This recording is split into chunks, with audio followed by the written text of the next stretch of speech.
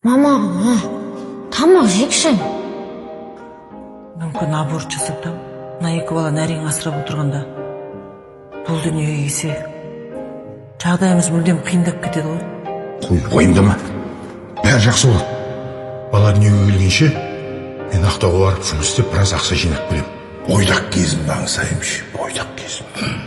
Рахат. Тек өзің үшін ғана өмір сүресің. Қазір міне бір қатын мен екі бала үшін өмір сүр. Есімін кім деп қоясыңдар? Папасын өлдір қоям деген. Бірақ керемет самал желісі болып тұр. Самал деп қоямыз. Мам, неге осы біздің папамыз жоқ? Қалай жоқ қызым? Папаң бар. Қазір жұмыста. Жұмыстары біткен соң үйге келеді. Тапсырмасын орындадың ба? Пусть сен сабақтан кешігем. Адамды асықтырмашы.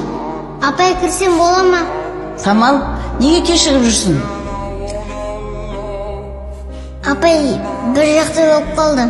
Апай ол әкесін келген күтеді, оның мектеп формасы жоқ.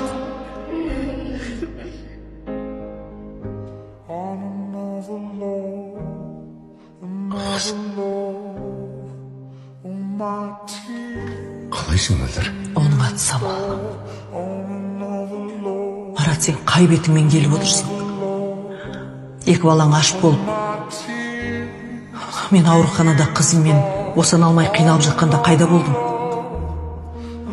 Уақытша қиыншылыққа шыдамай қашып кеткен жоқсың ба? Сен еркексің ба? Сен қорқақсың. Құдайға шүкір. Балаларым өсті. Жұмысым да бар. Сондықтан сенің бізге қазір ешқандай қажетің жоқ. Аға, анаяқтағы адам кім? Папамыз.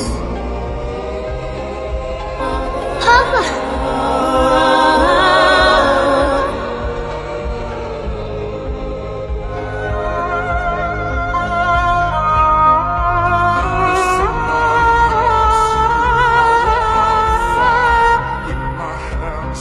Папа, мен сені ұзақ күттім ғой.